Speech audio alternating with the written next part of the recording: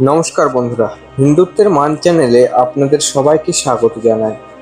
সনাতন ঐতিহ্য ও আধ্যাত্মিক চেতনার আলোকে আজকের বিশেষ জ্যোতিষভিত্তিক আলোচনায় আপনাদের সঙ্গে রয়েছে আমি ইন্দ্রজিৎ আচার্য।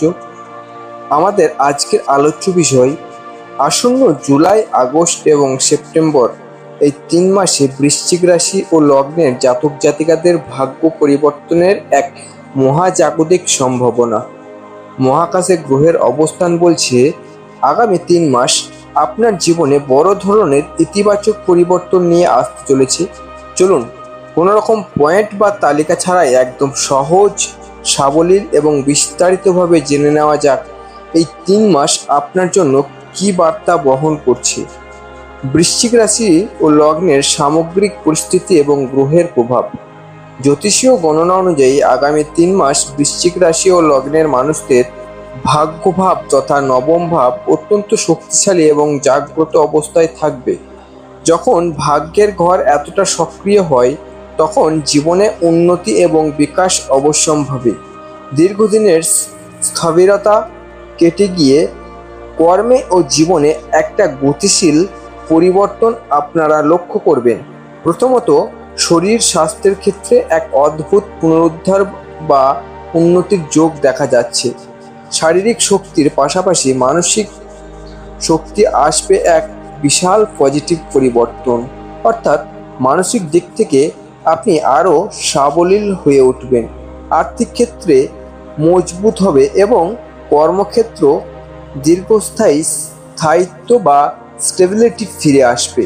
এর মূল কারণ হলো বৃশ্চিক রাশির জন্য অত্যন্ত শুভ গ্রহ বৃহস্পতি, যিনি আপনার পঞ্চম ও দ্বিতীয় ভাবের অধিপতি। তিনি এবার নবম ঘরে গোচর করছেন। বৈদিক জ্যোতিষে এক মহাভাগ্যযোগ বা মহালক্ষ্মী যোগের সমতুল্য বলে গণ্য করা হয়। মনে রাখবেন, এই ধরনের শুভ যোগ জীবনে দীর্ঘ 12 বছর পর ফিরে আসে।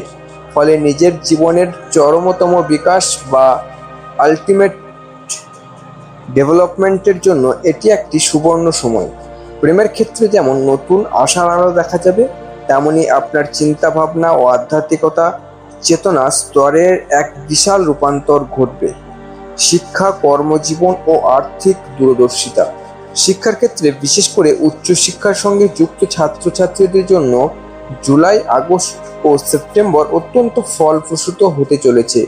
যদিও নবম ঘরে বৃহস্পতির শুভ দৃষ্টির পাশাপাশি পঞ্চমে শনির অবস্থান আপনার পরিশ্রম কিছুটা বাড়িয়ে দেবে, তবে এই পরিশ্রম বৃথা যাবে না। শনিদেব আপনাকে দিয়ে খাটুনি করিয়ে নিলেও তার যোগ্য ও সঠিক পারিশ্রমিক বা ফলাফল আপনার হাতে তুলে দেবেন। এর ফলে জীবনের চলার পথ আরও বেশি উন্মুক্ত ও প্রসারিত হবে।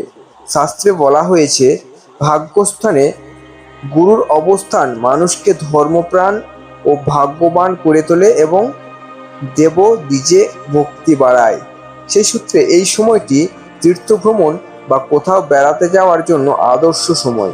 কেদারনাথ বা দক্ষিণ ভারতের কোনো পবিত্র স্থানে ঘুরে এলে মনের এক স্থায়ী শান্তি ও পরিবর্তন আপনি অনুভব করবেন। ব্যবসায়িক দিক থেকেও নিজের ভাগ্য ফেরানোর একটা বড় সুযোগ এবার বিশ্বব্রহ্মাণ্ড আপনাকে দিচ্ছে। তা হতে পারে শিক্ষার মাধ্যমে, নতুন পেশা গ্রহণের মাধ্যমে, কিংবা বর্তমান পেশায় পদোন্নতি ও স্থায়িত্ব লাভের মধ্য দিয়ে। আপনি ওকালতি প্র্যাকটিস করুন, গৃহশিক্ষক হন, বুদ্ধিজীবী হন কিংবা অভিনয়ের মতো কোনো সৃজনশীল পেশার সাথে যুক্ত থাকুন, প্রত্যেকটি ক্ষেত্রেই স্পষ্ট ও দৃশ্যমান উন্নতি এই 3 মাসে চোখে পড়বে। এর পাশাপাশি আপনার মধ্যে আধ্যাত্মিক কাজকর্ম ও ধর্মপরায়ণতার প্রতি ঝোঁক বাড়বে।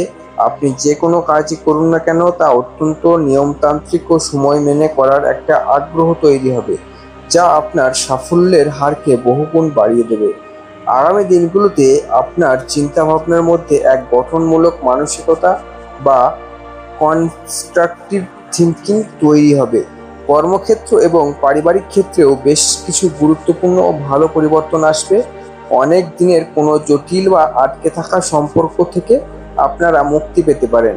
এই সময় বৃশ্চিক রাশির মানুষদের মধ্যে এক ধরনের গভীর অনুসন্ধান বা রিসার্চ করার মানসিকতা দেখা দেবে।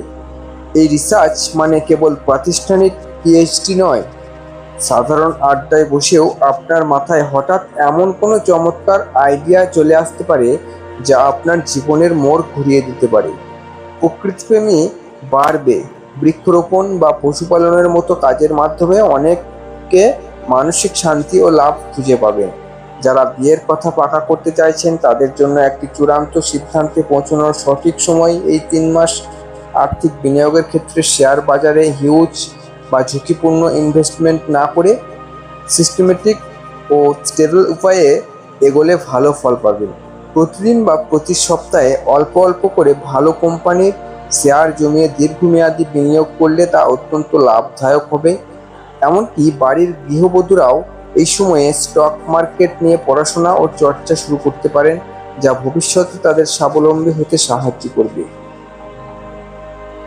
যদি আমরা মাসের ভিত্তিতে দেখি তবে জুলাই মাসটি মূলত আর্থিক উন্নতি ও সঠিক বিনিয়োগের জন্য দারুণ। আগস্ট মাসটি উচ্চশিক্ষা ও জ্ঞান অর্জনের জন্য বিশেষ উপযোগী এবং সেপ্টেম্বর মাসটি আপনার চাকরি, কর্মক্ষেত্র ও পারস্পরিক সম্পর্কের ক্ষেত্রে অত্যন্ত শুভ প্রভাব নিয়ে আসবে। এই সময়টিকে আরও সুন্দরভাবে কাজে লাগাতে নিজের জন্মকুণ্ডলীটি একবার ভালো করে পরীক্ষা করিয়ে নেওয়া বুদ্ধিমানের কাজ হবে।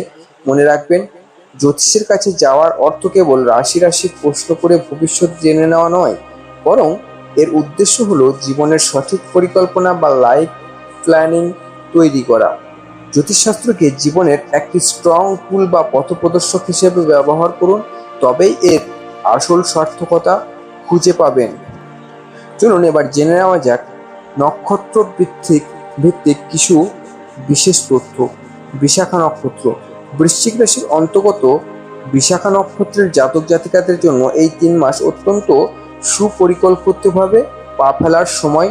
সঠিক ও নিয়মতান্ত্রিক বিনিয়োগ আপনার আর্থিক বৃদ্ধি নিশ্চিত করবে, তবে আপনাকে যে কোনো ধরনের আইনি জটিলতা বা লিগ্যাল ইস্যু থেকে সম্পূর্ণ দূরে থাকতে হবে, অন্যথায় মানসিক চাপ বাড়তে পারে।